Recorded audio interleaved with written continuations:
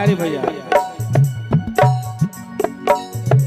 हाथवा में घड़ी नइखे गोड़वा में जूतावा हाथवा में घड़ी नइखे अर्जुन भैया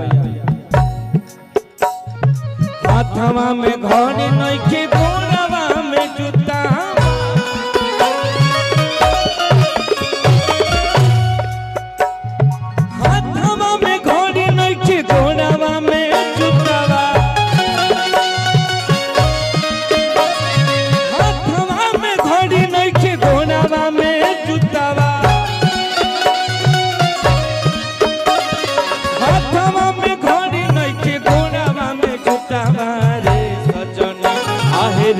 सजन कैसे चलत होई राजा